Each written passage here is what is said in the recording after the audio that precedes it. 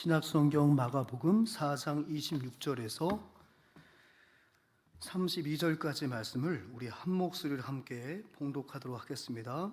우리 26절부터 읽습니다. 또 이르시되 하나님의 나라는 사람의 씨를 땅에 뿌림과 같으니 그가 밤낮 자고 깨고 하는 중에 씨가 나서 자라되 어떻게 그리 되는지를 알지 못하느니라.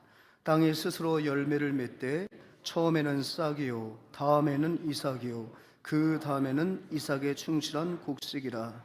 열매가 익으면 곧 낫을 대나니 이는 추수 때가 이르렀음이라. 또 이르시되 우리가 하나님의 나라를 어떻게 비교하며 또 무슨 비유로 나타낼까?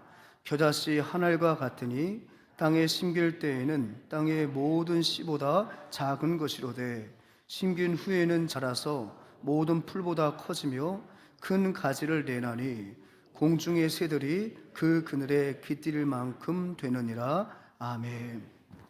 사랑하는 여러분, 오늘 말씀의 제목은 은밀하게 위대하게입니다.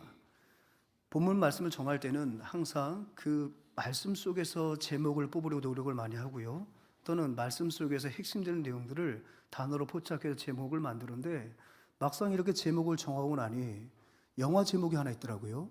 은밀하고 위대하게. 사실 그 영화 끝까지 본 적은 없습니다. 그래서 혹시라도 좀 오해할 수 있겠다, 영화 제목에도 가져왔구나. 가져온 건 아니고요, 그러다 보니까 우연하게 그렇게 된 것 같습니다. 사랑하는 여러분, 우리 일상 속에서 은밀하게 시작했지만 위대하게 되는 그런 경우들을 종종 경험하게 될 것 같아요. 어제도 우리 장로님의 자녀의 혼인 예식이 있었는데요, 여러분들의 결혼식은 어땠습니까? 처음부터 누가 공개적으로 연애를 하나요? 어쩔 줄 모르니까 저 동네 어귀에서, 집과는 멀리 떨어진 어떤 곳에서 귀한 만남의 시간을 은밀하게 이어가요. 특별히 한 공동체에서 자매를 만났을 때는 더 조심스럽죠. 흔히 말하면 CC, 그죠? 캠퍼스 커플. 또 저도 CC예요. 처치 커플이라고. 교회에서 만났어요. 그러니까 누가 볼세라, 그냥 서로 눈빛을 주고받고 교회와 멀찍이 떨어진 곳에 만나가지고 은밀하게 사랑을 키우다가 이제는 안 되겠다, 드러내놓고 연애하고 우리 결혼하자 할 때 어떻게 됩니까? 위대한 결혼으로 이어지게 되고 그것이 위대한 가정으로 성장하게 되는 거 아니겠어요? 아마 여기 계신 분들 다 은밀하게 시작하셨다가 지금 위대하게 지금도 사랑하고 계신 줄 믿습니다. 내가 미쳤어, 그렇게 생각하는 분은 아무도 안 계시다 생각이 되어져요. 그게 아마 일상 속에서, 우리의 경험 속에서 경험한 은밀하게 위대하게가 아닐까요? 또 여러분, 자연 만물을 보게 되면요, 참 우리 자연 만물이 사람이 보던 안 보던, 알아주던 알아주든 않던 심겨진 곳에서 하나님의 위대하신 창조 섭리를 묵묵하게 드러냄을 우리는 곧잘 보게 됩니다. 저도 마찬가지예요. 뭘 그렇게 바쁜지 교회 앞에 나무가 이렇게 새로 싹이 나고 6월에 걸맞게 푸르른 빛이 도해질 때까지 관심 갖지 않다가 우연히 나와서 그 나무를 볼 때 너무 미안한 거예요. 괜히. 그래서 제가 그랬어요. 야, 미안하다, 야. 너 그렇게 겨울에 그냥 나무떼기처럼 하나 서 있어가지고 별것 아닌 것처럼 생각했는데 내가 오늘 보니까, 야, 너 진짜 고맙다. 누가 알아주지도 않아도 네 할 일은 다 하고 있구나. 나는 누가 알아주지 않으면, 누가 격려해주지 않으면 의기소침할 때가 참 많은데 너는 나보다 낫다. 최근에 제가 그렇게 나무를 보면서 이야기를 했어요. 미쳤나요, 제가? 네, 고맙더라고요. 근데 여러분, 자연 만물들은요, 소리 내지 않아요. 여러분, 나무가 쑥 큽니까? 날 때 소리가 납니까?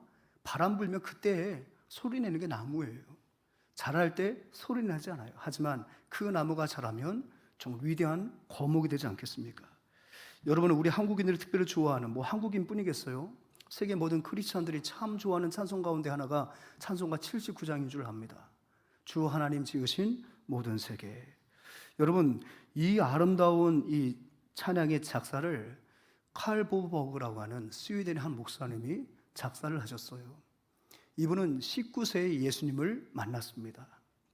아버지의 뒤를 따라서 예수님을 만날 때까지 뭘 했냐면은 배를 만드는 목수였대요. 근데 그때 하나님을 전혀 알지 못했어요. 그러다가 주님을 만나요. 그리고 목사가 됩니다.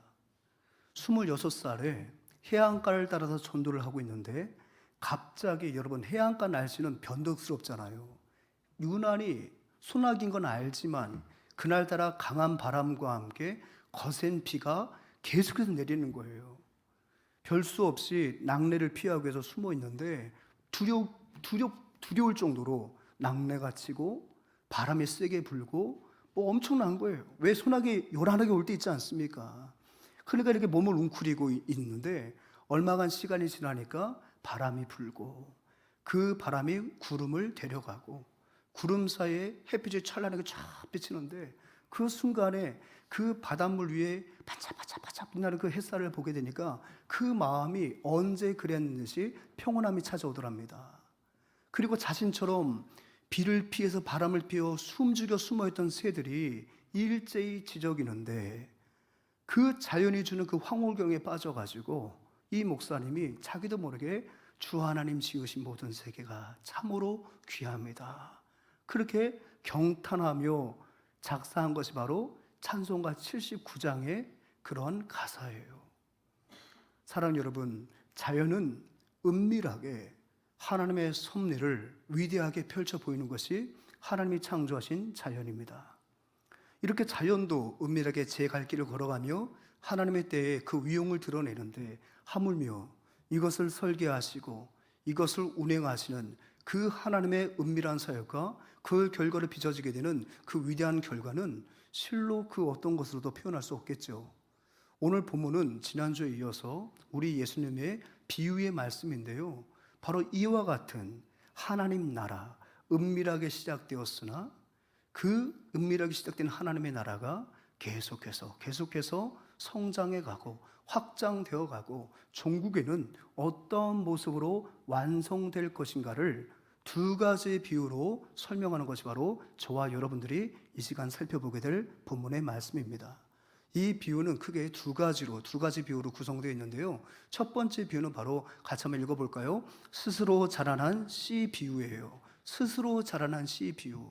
이 비유의 말씀은 공감복음, 마태, 마가, 누가복음에 여러 씨 뿌리는 비유가 함께 공통적으로 등장하고 있는데 특별히 스스로 자라난 이 씨 비유는 오직 마가복음에서만 다루고 있다는 거예요.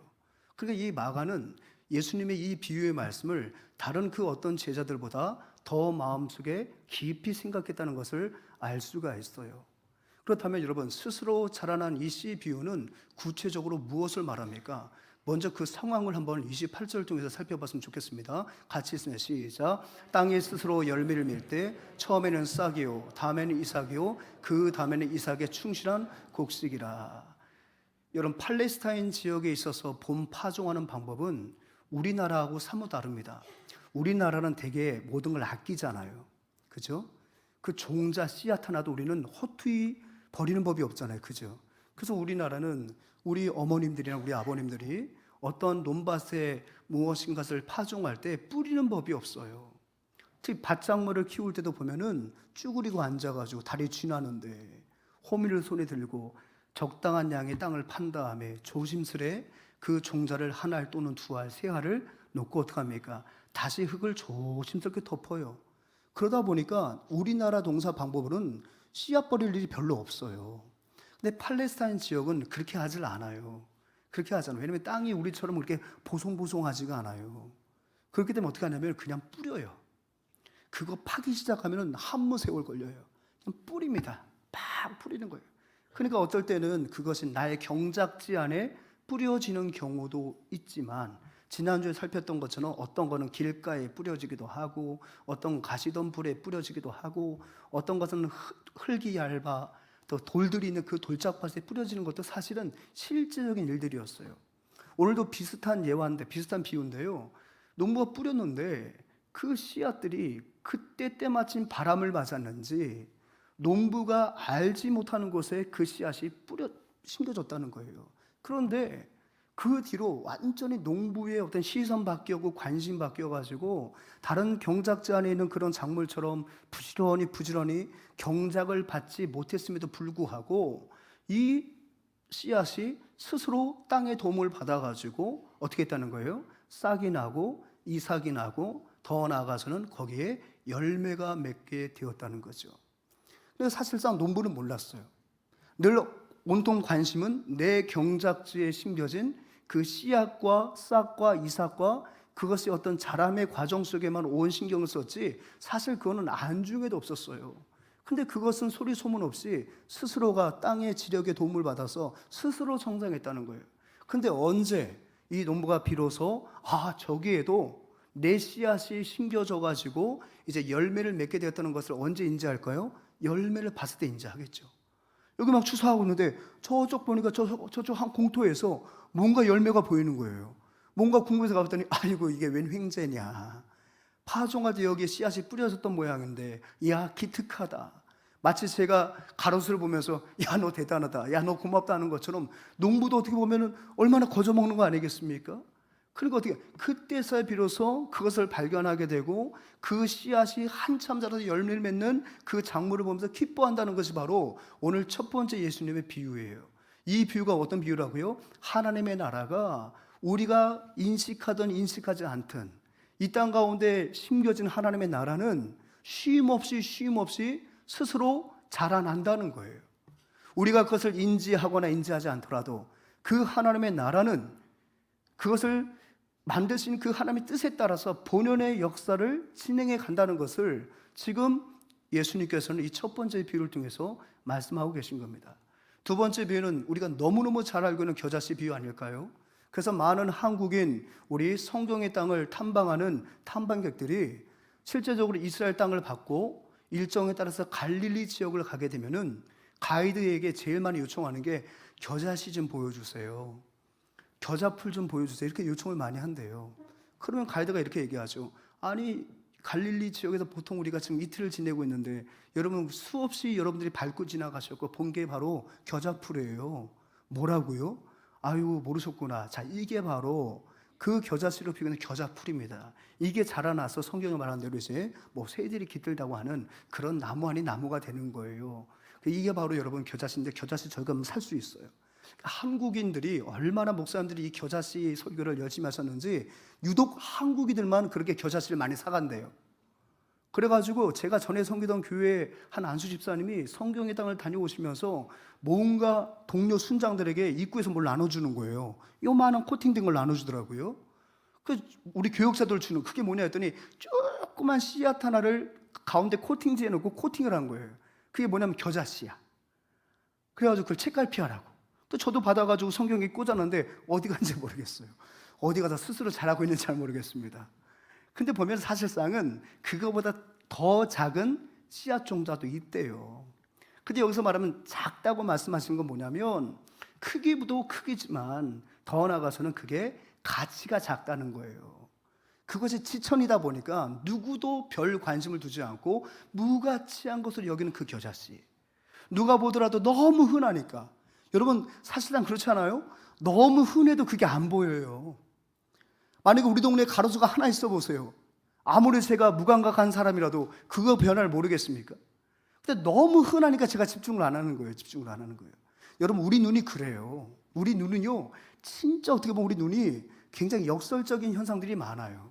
너무 커도 안 보여요. 그렇죠 여러분? 너무 커도 안 보이는 거예요. 여러분 지구가 크잖아요. 그죠? 얼마나 크면 우리가 그 지구 속에 살고 있습니까? 지구 속에 살고 있는데 우린 지구를 못 봐요. 너무 크니까요. 숲 안에 있으면 뭘 못 본다고요? 숲 전체를 못 보는 거예요. 왜? 나를 둘러싸고 있는 것이 너무 크기 때문에 우리는 그 속에 살면서도 그 모양이 어떠한지 몰라요. 그러니까 고대 사람들은 이 지구 땅덩어리가 정사각형이다, 정육면체다 이렇게 판단한 거 아니겠습니까? 여러분 우리 눈이 정확한 것 같은데요, 우리 눈에 한계가 있다니까요. 가시거리에 따라서 너무 커도 안 보이는 게 우리 눈이에요. 또 한 가지 뭡니까? 너무 작으면 당연히 안 보이죠. 저 좀 어르신들 죄송합니다만 책 읽을 때 자꾸 안경 벗는 거 보세요. 안 보이는 거예요. 근데 또 세 번째 뭔지 아세요? 앞서 말씀대로 너무 흔하면 또 그것도 안 보이는 거예요. 눈여겨보지 않는 거예요. 누구도 무가치하기 때문에, 너무 흔하기 때문에, 너무 지천에 깔려있기 때문에 눈여겨보지 않은 겨자씨. 하지만 그 겨자씨는 누가 보든 안 보든, 누가 눈여겨보든 안 보든 본연의 생명력을 갖고 제 갈 길을 가더라는 거예요. 여러분, 이 겨자풀의 이 성장 속도는 진짜 괄목할 만해요. 진짜 잘 자란 그 겨자씨는요, 한 시즌, 한 석 달 정도에 3m가 큰대요. 별로 놀라시질 않네. 여러분, 제 신장이 175였다가 요즘 재니까 174, 좀 치사하게 뭐가 붙어요. 좀 주는 모양이에요. 이렇게 자꾸 퍼지니까 주나 봐요. 근데 어쨌거나 웃는 분들도 퍼질 줄 알아요. 네. 자꾸 퍼진 기가 쭈그렸어요. 그래서 요즘 그냥 겸손하게 그냥 74예요 이렇게 얘기를 해요. 뭐 구차하게 74.3이요 뭐 그런 얘기할 게 뭐가 있겠어요. 네. 그냥 74거든요. 근데 여러분, 이 174가 16년에 걸쳐서 큰 거예요. 16년에 걸쳐 큰 거예요. 근데 이 겨자풀은요, 한 시즌에 얼마나 큰다고요? 3m가 큰다네. 이제 조금 실감 나세요? 3m가 크는 거예요. 그래서 최장 5m까지 큰답니다. 또 5m까지 컸다고 해가지고 막 줄기가 두껍고 그런 나무가 아니에요. 막 관목처럼 있잖아요. 그렇게 크는 거예요. 근데 하도 이제 그늘이 귀한 곳이다 보니까 그런 곳에 새들이 숨어들고 알도 낳고 그런 곳에서 좀 새가 쉰다는 것을 그 당시 모든 사람들은 인지하고 있었거든요. 우리 예수님께서 그렇게 말씀하시면 겨자씨 같은 평범한 것들이 너무 흔해서 보이지 않지만 그래도 그 겨자씨에 생명이 있기 때문에 자라나서 새도 품을 만큼의 그런 나무가 되는 것처럼 하나님의 나라가 그와 같이 위대해진다는 것을 말씀하는 거죠. 뭐 이 두 가지 비유는 앞서 말씀대로 두 가지예요. 은밀함과 그 다음에 뭐라고요? 은밀함과 위대함이라는 거예요. 첫 번째 그럼 봅시다. 그 은밀함이라는 건 무엇입니까? 이 땅에 시작된 이 비유는 이 땅에 시작된 하나님의 나라를 빗대어서 예수님이 설명한 것입니다. 하나님의 나라는 여러분, 예수님께서 이 땅에 성육신 하심으로 가시화되기 시작했다는 거예요. 사실상 하나님의 나라는 예수님이 이 땅에 초림하심으로 시작된 것입니다. 근데 여러분, 그 초림하셨을 때 그 모습, 그 광경, 여러분 성경을 통해서 알고 계시지 않습니까? 같이 한번 읽어볼까요? 시작. 이는 예수님이 하나님의 아들로서 이 땅에 오심으로 시작된 하나님의 나라가 매우 미미하게 그리고 누구에게도 주목받지 않은 상태에서 은밀하게 시작되고 확장되어 감을 비유적으로 말씀하셨습니다. 아울러 이 비유는 예수님의 공생애를 함축적으로 보여준다는 거예요. 특별히 이 비유는 미미하게 시작되었다가 점점 지금도 여전히 마찬가지 진행되면서 확장되어가는 그 하나님 나라 완성에 대한 그런 비유이기도 하지만 더 나아가서는 예수님의 공생애를 함축적으로 보여준다는 거예요. 여러분, 예수님이 이 땅에 태어나셨을 때에 물론 여러 에피소드들은 있었어요. 그죠? 목자들이 천사들에게 초청받아서 구유에 누우신 예수님을 경배하는 사건이 있었습니다. 동방의 박사들이 며칠 정도 출발을 해서 헤롯을 거쳐서 드디어 그곳에서 구유에 누우신 아기께 경배하는 여러 가지 에피소드들이 있었습니다. 하지만 그 에피소드가 범우주적인, 범지구적인 환영식으로 출생을 기념하는 기념식으로 이어지지는 않았어요. 극소수의 몇 사람들이 소위 말하면 예수님의 탄생에 대한 증인이 된 거예요. 증인이. 그 부모들만 계시를 받아서 알고 부모들의 입술을 통해서 얘기했다면 누가 믿겠습니까?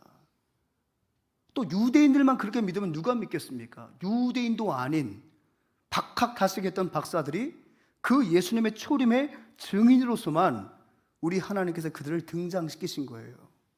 마치 예수님의 그 부활체를 500여 형제에게 보이시고 이후에 그들이 보는 가운데 감람산에서 하늘로 올라가므로 예수님의 그 부활이 영적인 의미에만 멈추는 것이 아니라 실역사 속에 있었던 실제의 사건임을 지금도 증언하는 것처럼 예수님의 이 땅에 은밀하게 태어남은 몇 사람들에게 증인으로서 세울 뿐이지 온 우주적인 환영을 받으면서 축하를 받으면서 시작된 하나님의 나라가 아니었단 말이에요.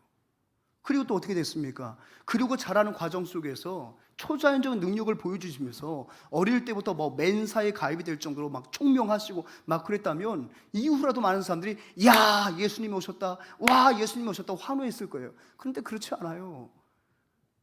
헤롯 대왕이 어떻게 됐습니까? 동방박사 때문에 그 무렵에 태어난 애들이 유대인의 왕이라고 하니까 기분 나빠서 다 사륙을 할 때에 천사들이 요셉에게 말합니다. 어디로 가라? 애굽으로 돌아가라. 애굽으로 피난 갔어요.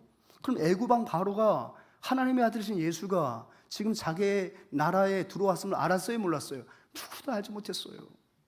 근데 그 헤롯이 죽었어요. 다시 본국으로 돌아가래요. 그럼 본국으로 돌아오면 그때서라도 종교의 중심지인 예루살렘에 돌아가셔서 거기서 하나님의 아들의 탁월함을 보여주면 참 좋은데, 아니요. 그에게 가라고 하신 것은 바로 뭐예요? 이스라엘 사람들도 깡촌이라고 말하는 나사렛으로 보내셨어요.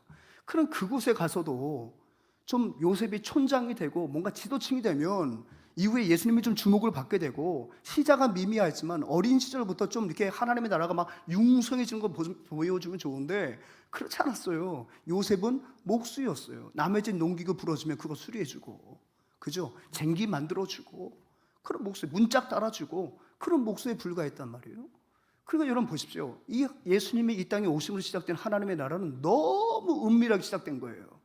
한번 자막 한번 같이 읽어. 시간 절약하는 의미에서 같이 읽어보세요. 시작. 예수님은 너무 은밀하게 세상 속으로 침투하시고 위장을 철저히 하시고 30년 동안 지내시다가 주목받지 못한 인생들과 함께 하나님의 나라를 확장해 가지고, 겨자씨와 같은, 겨자풀과 같은 흔하기 흔한 어부, 흔하기 흔한 세리, 딱 보면 각자들이 다 주목하지 않는 인생들을 긁어 모아다가 하나님의 나라를 선포하시면서 하나님의 사역을 시작하셨다는 거예요. 이는 마치 구약의 요셉의 이야기와 같다는 거죠. 여러분, 성경을 좀 아는 사람들은요, 요셉의 이야기가 예수 그리스도의 모형임을 알아요. 요셉은 어땠습니까? 그도 역시 은밀하게 애굽 땅에 팔려 들어가요. 은밀하게 보디발의 집에 들어갔다가 억울한 누명을 쓰고 은밀하게 감옥에 갇혀요. 그곳에서 두 사람을 만나서 꿈을 해석해 줬는데 그 사람 뇌리 속에 사라져 버려요. 그러다가 갑자기 생각나가지고 다시 한번 그를 불러다가 드디어 은밀했던 그의 인생이 만천에 드러나면서 그가 총리가 돼가는 거예요. 이러한 사역의 흐름은 바로 이 땅에 오신 예수님의 사역을 보여주는 거거든요. 그런데 그렇게 진행되는 이 복음에 대해서, 그렇게 시작된 하나님의 나라에 대해서 예수님께서 놀라운 증거로 이사야의 예언된 말씀을 행하심에도 불구하고 그들은 예수님을 믿으려 하지 않았다는 거예요. 예수님은 은밀하게 진행되는 그 하나님의 구원의 역사와 하나님의 나라의 비유를 선포하셨어요. 이런 하나님의 나라는 지금도 은밀하게 그곳에 퍼져나가고 있었습니다. 그때 당시도 마찬가지였어요. 눈먼 자를 고쳐주시고 귀신들을 쫓아내시면서 이분이 바로 구약에서 예언한 하나님의 아들이심을 분명히 증언하였지만 유대인들은 믿으려 하지 않았다는 거예요. 왜냐하면 유대인들이 바라고 있었던 하나님 나라의 출발은 그러하지가 않았기 때문입니다. 유대인들이 바랐던 그 하나님의 나라는 바로 실현될 때부터 엄청난 영적인 역사가 가시적으로 일어날 거라고 그들은 생각하고 있었다는 거예요. 같이 한번 읽어보겠습니다. 시작. 유대인들은 하나님의 나라가 실현될 때 나타날 여러 가지 현상들이 구약 성경, 특히 선지자들의 메시지에 묘사된 대로 이루어지기를 기대하고 있었다. 즉 하나님 나라가 임할 때 하나님의 통치 실현이 악인에 대한 심판과 의인에 대한 신호로 나타날 것이고, 이러한 심판과 신호는 조용하게 이루어지는 것이 아니라 모두가 알 수 있게 공개적으로 이루어지는 전 우주적 사건일 것이라고 기대했다. 이것이 구약 성경의 예언에 기초한 유대인들의 기대였다. 그런데 예수님 안에서 실제로 도래한 하나님 나라는 전 우주적인 모습으로 드러나지 않았다는 거예요. 그러니까 좀 너무 앞섰어요.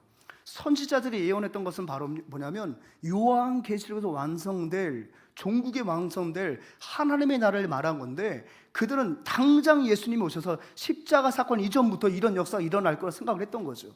근데 막상 예수님이 오셨는데 그들이 생각할 때 악인들을 심판하신다고 하면은 유대인들은 누구에 대한 심판을 기대했을까요?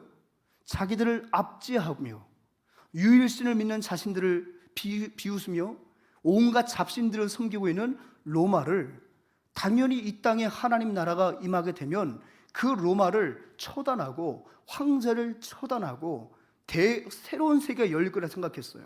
여러분, 이런 정치적인 개혁이 과연 조용히 이루어질 수 있겠습니까?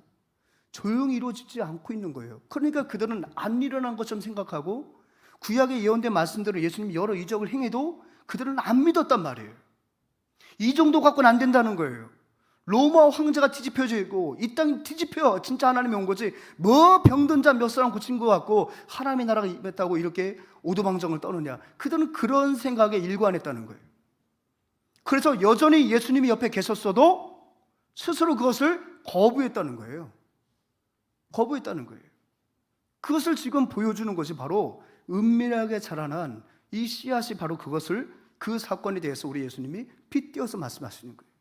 여전히 너희들이 믿든 안 믿든 간에 지금 이 땅에 하나님의 나라가 은밀하게 세워져 가고 있음을 스스로 자라는 씨를 통해서 말씀해 주신 겁니다. 두 번째는요, 은밀하게 자라난 그 하나님의 나라가 어떻게 된다? 위대하게 완성될 것을 겨자씨 피를 통해서 말씀하는 거죠.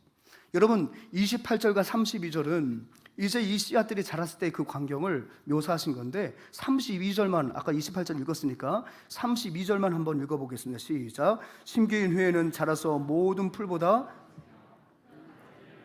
공중의 새들이 그 그늘에 깃들 만큼 되느니라. 아멘. 겨자풀에서 만들어진 씨가 뿌려지게 되면 이렇게 된다고 하는데, 주목할 단어가 하나 있는데요, 그게 바로 뭐냐면 자막에 나온 대로 공중의 새들, 그 다음에 큰 가지, 그 그늘에 깃들이라는 이런 단어예요.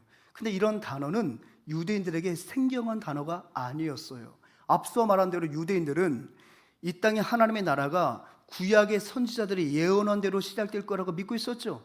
그 가운데 특별히 에스겔의 예언을 그들은 잘 기억하고 있었어요. 우리 예수님은 그 예언을 빗대어서 지금 겨자씨의 이 성장을 설명하고 계신 거예요.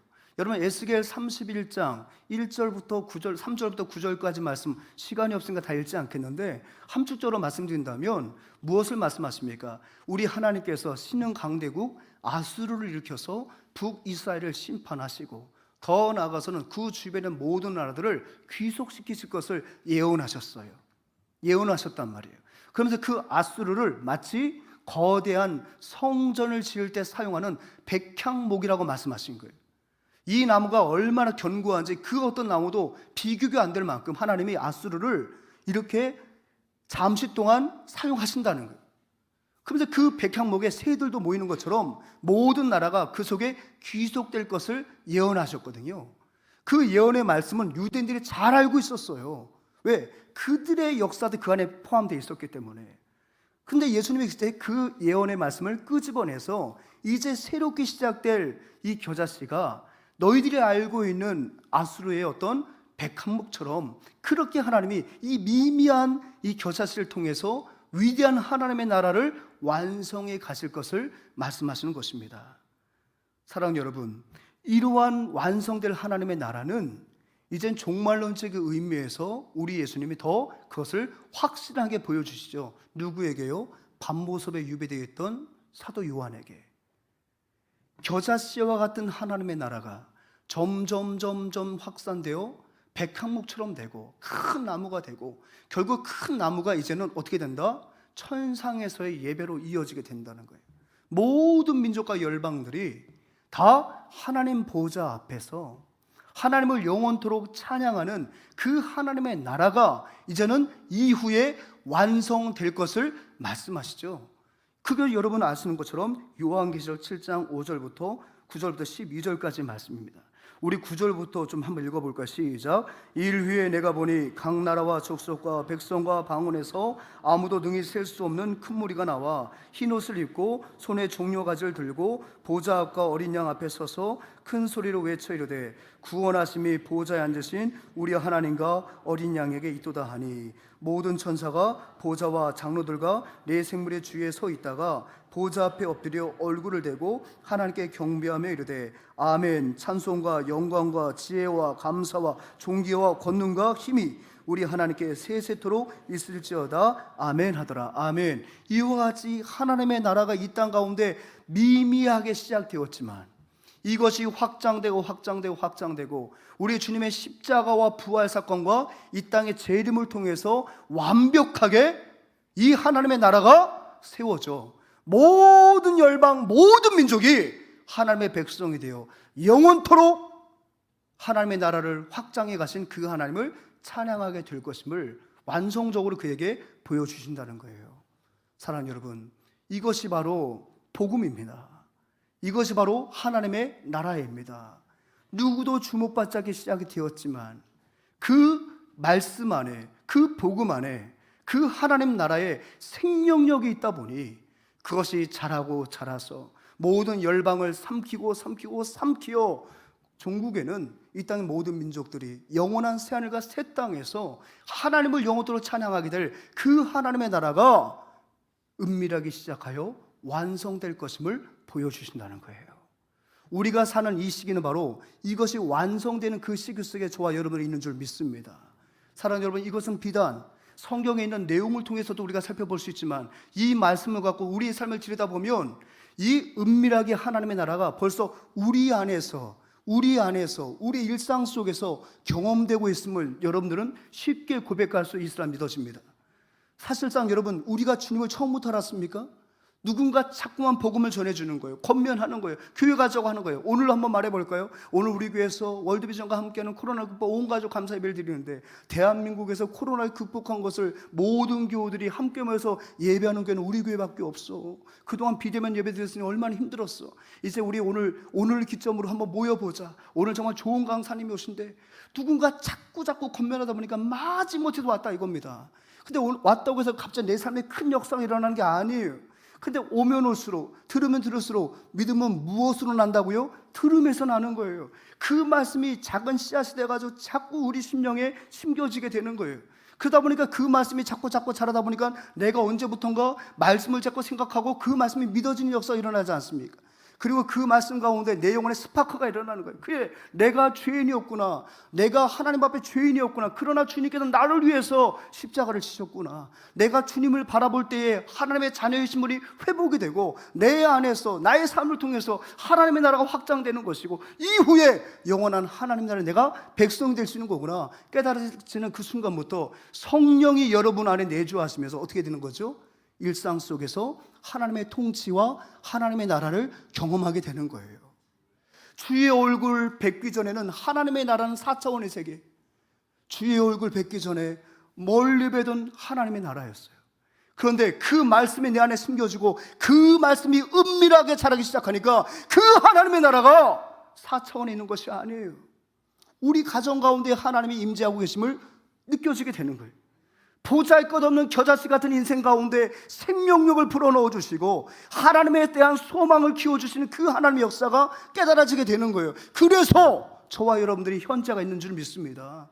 처음부터 자라서 여기 계신 게 아니에요. 누가 처음부터 장로 됩니까? 누가 처음부터 안수시사 됩니까? 누가 처음부터 목사 되겠습니까? 심겨진 그 말씀이 은밀하게 내 삶과 내 사고를 점령하고 점거하니까 내 남은 생에 하나님을 위해서 헌신하겠다고 여러분 내놓으신 거 아닙니까? 그러니까 여러분 인생 자체가 바로 은밀하게 시작되었으나 위대하게 확장하시는 하나님의 역사를 보여주는 삶이 된 줄 믿습니다. 어디뿐만입니까? 우리 교회는 어떻고요? 여러분, 우리 교회를 통해서도 이 복음의 생명이 하나님의 나라가 은밀하게 시작되었으나 위대하게 확장되어감을 우리 주는교회 36년의 역사 속에서 우리는 발견하게 될 줄 믿습니다. 1986년 8월 3일 무지하게 더웠을 거예요. 8월 3일에 추울 일은 없잖아요, 그죠? 예, 제가 그날 기온이 몇 도인지 찾아보지 않아도 더웠던 것이 분명할 거야. 그때 아무도 주목하지 않는 독산사동의 상가 2층 건물에서 목사도 아닌 전도사가 몇 명 불러다가 교회 현판을 걸어놓고 교회를 시작했습니다. 오지랖 넓으신 주민들이야, 아이고 저기 교회 들어왔구나, 목사가 아니고 전도사래, 되게 젊네, 얼굴도 팽팽해, 성도 많아, 몇 사람 없어, 아이 교회 시작됐구나. 관심 없이 살다 보니까 어느 날 교회가 없어졌구나. 개척교회 힘들어. 그게 아니야. 어느 며칠 보다 보니까 저기에 갑자기 목욕탕 옆에 교회가 하나 섰는데 거기 주는 게 유료 왔구만. 커졌네. 이러다 또 바쁘게 지나다 보니까 어느 날 갑자기 이 대로변에 뭐가 있어요? 주는 게 또 일로 왔구만. 교회 커졌네. 아이고 목사님 머리 하얘졌네 이제. 은밀하고 위대하게 할렐루야. 물론 우리가 어떤 외형적으로 컸다는 말씀이 아니에요. 작은 상가교도 시작했으나 그 속에 하나님 나라의 씨앗이 있다 보니까 자라서 어떻게 되다는 거예요? 지금 전 세계 4명의 파송 선교사를 파송했습니다. 할렐루야. 아시아의 파키스탄과 필리핀에, 아프리카의 르완다와 어디에? 우간다에. 또 몇 명이 우리가 협력 선교를 돕고 12명도 다 대륙이 달라요. 또 국내 19곳을 돕고 있고요. 전 세계 선교사를 동원한 협력단체를 우리가 8곳을 후원하고 있고요. 잘 아시는 것처럼 26개 교회를 건축했고요. 지금 27개 교회 예약 중. 이미 자금은 준비됐습니다. 요청만 바로 세울 수 있을 만큼 준비됐어요. 27개 교회가. 또 우물은 10곳 이상 파줬습니다. 상가 2층에서 시작된 교회예요. 10명도 채 되지 않았어요. 그런데 그들의 마음속에 무엇이 있었기 때문에? 하나님의 나라가 있었기 때문에 은밀하고 위대하게 우리 교회를 통해서 일하시는 복음의 역사와 하나님의 능력을 우리가 보게 되는 줄 믿습니다.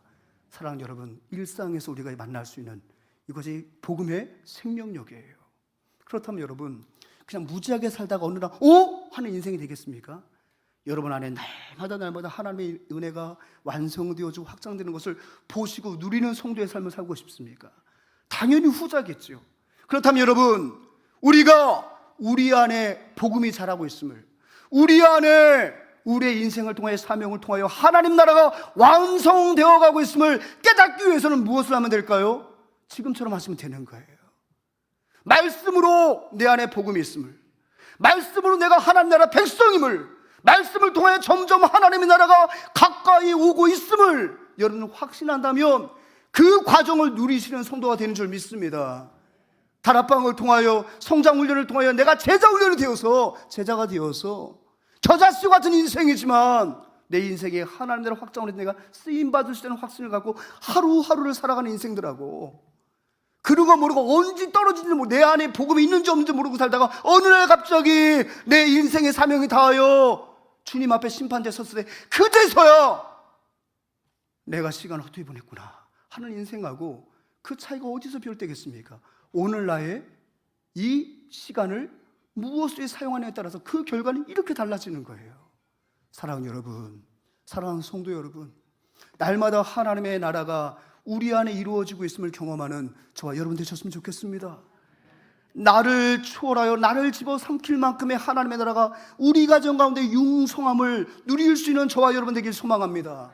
앞으로도 우리 교회를 통해서 세계를 복음으로 덮는 역사 가운데 여러분들이 주역이 되길 소망합니다. 하나님의 나라의 생명력, 하나님의 나라의 놀라운 확장성을 주님 오시는 그날까지 경험하고 누리는 저와 여러분들이 될 때에 이 인생이 얼마나 가치 있는 인생이 되겠냐고요. 이 인생이 얼마나 귀한 인생이 되겠냐고요. 저와 여러분들이 그러한 삶이 되길 소망합니다. 아멘. 마지막으로 영상 하나 보여드릴 텐데요. 이 신문이 뭔지 한번 맞춰보세요. 그리고 이것을 여러분 마음속에 품고 오늘 설교 본문을 생각할 때마다 다른 말 생각이 안 나면 이 영상만 생각하세요. 주의 말씀이 내 안에 숨겨졌을 때 하나님, 내가 방금 이제 볼 그 영상처럼 내 안에 하나님의 나라가 확장되길 소망하며 내가 그것을 목도하는 인생 되게 하여 주옵소서. 그 마음을 갖고 영상 한번 보고 오늘 찬양하겠습니다. 사랑하는 여러분, 물론 우리가 여기 바이올린을 격동적인 어떤 뭐 이렇게 음향 넣었지만 소리 없이 잘하는 거예요. 우리 안에 심겨진 하나님의 말씀이 우리가 인지하지 못하는 그 사이에도 우리 마음속에 거대한 숲을 이루고 아름답게 개화한다는 것입니다. 저와 여러분 가운데 심어주신 하나님의 말씀이 이번 한 주간을 살아가는 동안에 더욱더 웃자라는 은혜가 있었으면 좋겠습니다. 우리 교회가 이렇게 또 성장하는구나. 조금 어려움이 있습니까? 성장통이다. 성장통이다. 이것 때문에 성장을 포기하지 마시고 내 안에 날마다 이루어지는 하나님의 나라를 바라보시면서 기뻐하신 저와 여러분들에게 주님의 이름으로 축복합니다. 찬송가 438장 너무 좋아하시죠? 특별히 2절 가사를 보게 되면 주의 얼굴 뵙기 전에 내 안에 있는 그 복음의 실체를 알기 전에는 하나님의 나라가 멀리 보였어요.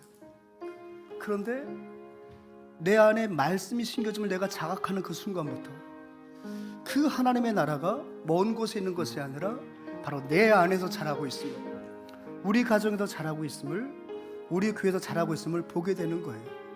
그러니까 이제는 내가 전셋집에 살아도, 내가 지금 빛이 안 들어오는 집에 살아도 개념치 않고 불편은 하겠지만 내 마음속에 이루어지는 그 하나님의 나라를 바라보면서 날마다 천국을 사모하고 천국으로 나아가는 그런 성도가 된다는 겁니다. 이것이 바로 은밀하게 위대하게 우리의 마음을 점령하시고 전 세계를 점령하시며 하나님의 나라를 일구어 가시는 하나님의 놀라운 역동적인 사역인 줄 믿습니다.